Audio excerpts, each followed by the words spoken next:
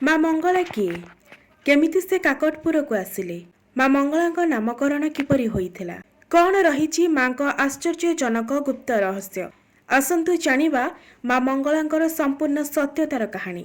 ମା ମଙ୍ଗଳାଙ୍କ ଗୁପ୍ତ ରହସ୍ୟ ଜାଣିବା ପୂର୍ବରୁ ପ୍ରଥମେ ମୋର ନୂଆ ୟୁଟ୍ୟୁବ ଚ୍ୟାନେଲକୁ ଆପଣ ସମସ୍ତଙ୍କୁ ସ୍ୱାଗତ।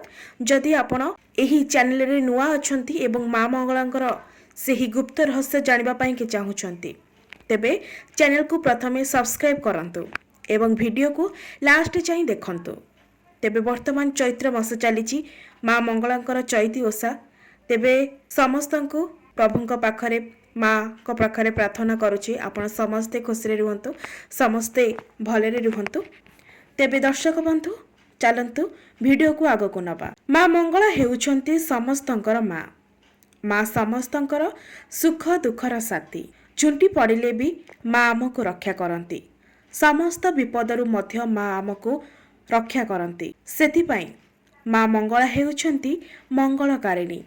ମା ହେଉଛନ୍ତି ପ୍ରଭୁ ଶ୍ରୀ ଜଗତର ନାଥ, ଜଗନ୍ନାଥଙ୍କର ମଧ୍ୟ ମା। ଯେତେବେଳେ 12 ବର୍ଷରେ ଥରେ ନବକଳେବର ହୁଏ, ମା ମଙ୍ଗଳାଙ୍କ ଅନୁମତି କ୍ରମେ ସଠିକ୍ ବୃକ୍ଷର ଚୟନ କରାଯାଏ, କାହିଁକିନା ସେ ହେଉଛନ୍ତି ଜଗତର ନାଥଙ୍କର ମା। ସେଇଥିପାଇଁ ତ ଏହି ସାରା ଜଗତର ମଧ୍ୟ ମା ମଙ୍ଗଳା। ମା ସବୁବେଳେ ଆମର ମଙ୍ଗଳ ପାଇଁ ଆମକୁ ଆଶୀର୍ବାଦ କରନ୍ତି। ତେବେ ଚାଲନ୍ତୁ ଜାଣିବା ସେହି ମା ମଙ୍ଗଳା କିପରି ଆସିଲେ କାକଟପୁର।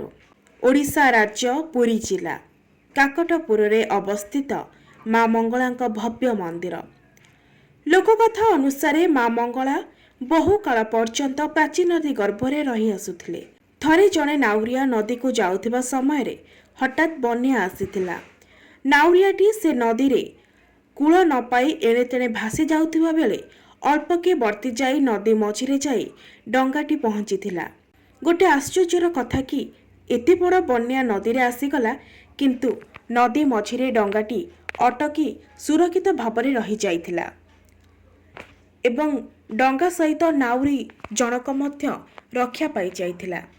ହେଲେ ନାଉରୀ ଜଣକ ଏସବୁ କିଛି ଜାଣିପାରିଲେନି କି ଏସବୁ ଏମିତି କିପରି ସମ୍ଭବ ହେଲା। ଶେଷରେ କିଛି ସମୟ ଗଲା ପରେ ନାଉରୀ ଜଣକ ଡଙ୍ଗାକୁ ନେଇ କୂଳରେ ଲଗାଇଲା।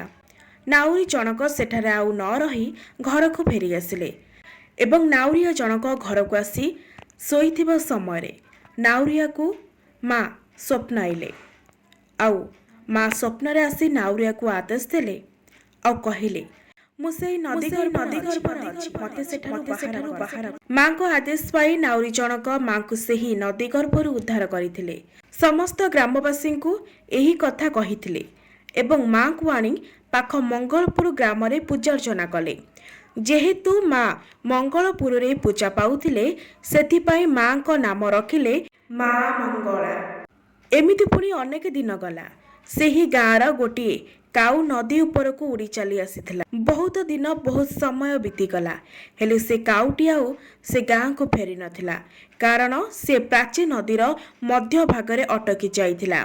ସେଇ କାଉକୁ ଯେଉଁ ସ୍ଥାନରୁ ଅଟକି ଯାଇଥିଲା, ସେ ସ୍ଥାନରେ ହିଁ ନାଉରୀ ଜଣକ ମାଙ୍କୁ ଉଦ୍ଧାର କରିଥିଲେ। ଏହା ଦେଖି ନାଉରୀ ଗାଁ ଲୋକଙ୍କୁ ଅବଗତି କଲେ ଏବଂ ଯେହେତୁ କାଉଟି ଅର୍ଥାତ୍ କାକଟି ସେହି ସ୍ଥାନରେ ଅଟକି ଯାଇଥିଲା, କାକ ଅଟକିଥିବାରୁ କାକଯୁକ୍ତ ଅଟକ କାକଟପୁର ନାମରେ ନାମିତ ହେଲା। ଯେହେତୁ କାଉଟି ଅର୍ଥାତ୍ କାକଟି ସେହି ସ୍ଥାନରେ ଅଟକି ଯାଇଥିଲା, କାକ ଅଟକିଥିବାରୁ କାକଯୁକ୍ତ ଅଟକ କାକଟପୁର ନାମରେ ନାମିତ ହେଲା ସେହି ସ୍ଥାନ ଏବଂ ମା ମଙ୍ଗଳାଙ୍କ କାକଟପୁର ମଙ୍ଗଳା ବୋଲି ଆଖ୍ୟା ଦିଆଗଲା। ଏଇ ତ ଥିଲା ମା ମଙ୍ଗଳାଙ୍କର ଆଶ୍ଚର୍ଯ୍ୟଜନକ ଗୁପ୍ତ ରହସ୍ୟ। ଏମିତି ଅନ୍ୟ କୌଣସି ମନ୍ଦିରର ରହସ୍ୟମୟ ଭିଡ଼ିଓ ଦେଖିବା ପାଇଁକି ଆମ ଚ୍ୟାନେଲକୁ ସବସ୍କ୍ରାଇବ୍ କରନ୍ତୁ। ଏମିତି ଅନ୍ୟ କୌଣସି ମନ୍ଦିରର ରହସ୍ୟମୟ କଥା ଜାଣିବା ପାଇଁକି ଆମ ଚ୍ୟାନେଲକୁ ସବସ୍କ୍ରାଇବ୍ କରି ରଖନ୍ତୁ। ଯଦି ଭିଡ଼ିଓଟି ଭଲ ଲାଗିଛି ତାହେଲେ ଲାଇକ୍ କରନ୍ତୁ ଏବଂ ମା ମଙ୍ଗଳାଙ୍କର ଆବିର୍ଭାବର କଥା, ସେଇ ଗୁପ୍ତ ରହସ୍ୟର କଥା କେମିତି ଲାଗିଲା ନିହାତି ଭାବରେ କମେଣ୍ଟରେ ଜୟ ମା ମଙ୍ଗଳା ଲେଖିଦିଅନ୍ତୁ। ଆପଣଙ୍କ ପାଇଁ ଆଜିର ଭିଡ଼ିଓଟି ଏତିକି ରହୁଛି। ଦେଖାହେବ ଆଉ ଗୋଟିଏ ନୂଆ ଭିଡ଼ିଓରେ ଏବଂ ନେଇ ଆସିବି ଆପଣମାନଙ୍କ ପାଖକୁ ସେମିତି ଅନ୍ୟ କୌଣସି ମନ୍ଦିରର ରହସ୍ୟମୟ କଥା। ରହୁଛି। ଜୟ ଜଗନ୍ନାଥ, ଜୟ ମା ଶାରଳା।